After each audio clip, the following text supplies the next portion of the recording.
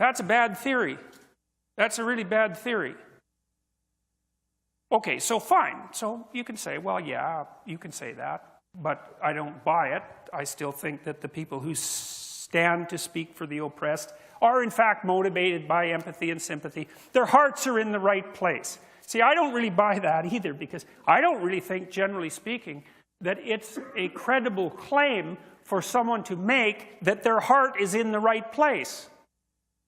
Now, you can ask that of yourself, and if you think your heart is in the right place, well, more power to you. You know, I can't see the halo from here, however.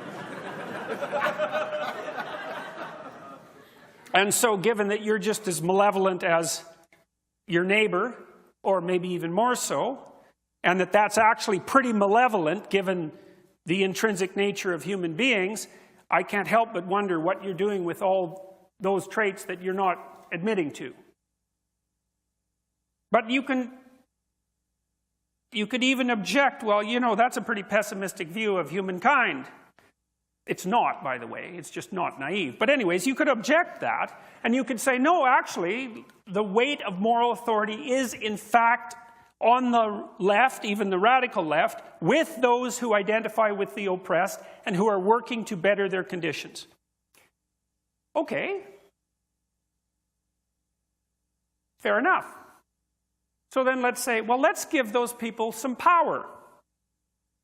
And if they're actually motivated by compassion and empathy and desire for the working class, if you give them power and you give their ideas power, then as those ideas unfold in real time, you're going to find out, like, do things get better for the working class, let's say, or do they get worse?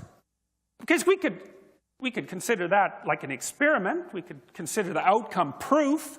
I don't know what else you would do. I don't know how else you would come to your decision, because it's just theory till you see it happen. Now, Nietzsche said back in the late 1800s that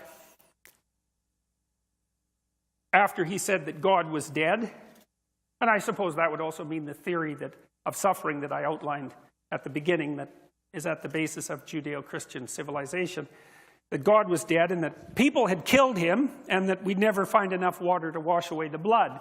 It's a paraphrase, but I've got the basic message right. And he also said there'll be two consequences of that: nihilism, because there's no transcendent meaning, and a move to totalitarianism because people can't tolerate nihilism. And he said the most likely pathway to totalitarianism would be communism, essentially. He didn't quite use those words, but he meant that.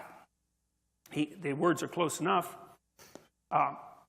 He said socialism, but I'm going to use communism to distinguish it from democratic socialism. And he said that probably tens of millions of people would die in the 20th century as we played out that experiment. And then he said, but it might be worth it if we learn something from it. Rough, man. I mean, and unbelievable. Like, I cannot figure out how in the world he knew that that was going to happen, especially so far in advance. But Dostoevsky knew the same thing. He wrote this book called The Devils, or The Possessed. You could read that. That's a great book. It takes about 150 pages to get going. But once it like everything snaps together after that, you know, and then it moves. And it's basically his prophecy about, it's an examination of the kind of person who had arisen in the aftermath of the death of God in Russia, who would lead the communist revolution. That's essentially it. It's brilliant. It's terrifying. And it's a great intro to Solzhenitsyn's Gulag Archipelago, which describes what did happen when those sort of people took over the revolution. So let's look at what happened after the revolution. And we might say, well, how about we replicate the experiment a few times? Because you know how it is. If you're running a scientific experiment, you want to find out what something does if you allow it to behave. You don't want to just run it once because, well, maybe there was something specific about those conditions that led to the outcome. You want to generalize it across multiple circumstances. So we might say, well, let's take this set of ideas and let's run it on a large scale over a very long period of time in a variety of exceptionally diverse cultures and languages. So let's do that. Okay, well, we could first start with the with the Soviets, people, even now, because it's like the 100th anniversary of the Russian Revolution, are celebrating Lenin. It's like, that's not good. That's like celebrating Hitler. Okay, I'm dead serious about that. It's not good. And the fact that people can dare to think that that's okay means that there's something wrong with the way that we look at history. Lenin was a monster. And if you want to know about that, you can read Solzhenitsyn's writings about Lenin. Because the communist apologists say, well, it wasn't Lenin. Lenin was a good guy. He was all motivated by love of the working class. It's like, well, his henchman was Stalin. And if your henchman is Stalin, you're not a good guy. and Lenin was around during the early collectivization. And if you read what he wrote, you'll find out that he was perfectly willing to have any number of people die as long as his ideological system could be brought into being. So there's no celebrating Lenin. There's no we're cool, young, Marxist, hip revolutionaries, and he's our idol. It's like, there's none of that. Not if you know anything. Not if you're decent. Well, there was the death of the kulaks, I told you about that. There was the Ukrainian famine, that's 6 million gone there. There was the rise of the Gulag state, because it turned out that Russia, the Soviet Union, couldn't run on the principles that it had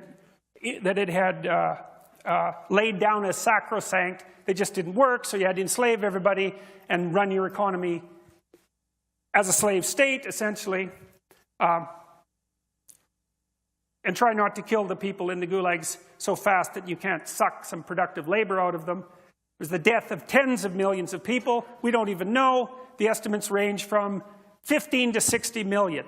And like, we won't get too picayune about the numbers, because after the first 10 million, you kind of made your point.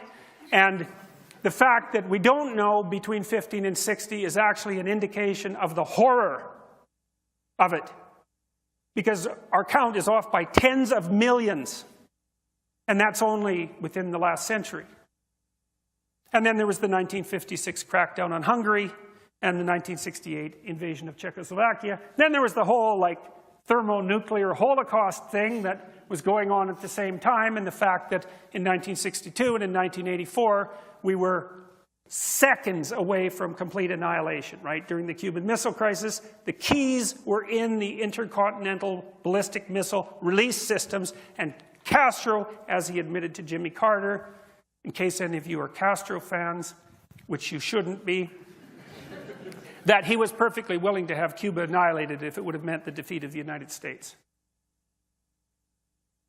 And then in 1984, approximately, I may have the date exactly wrong, the Russians received an indication from their early warning systems that the Americans had launched 5 thermonuclear missiles, and one Russian decided that it was a mistake and refused to launch the retaliation.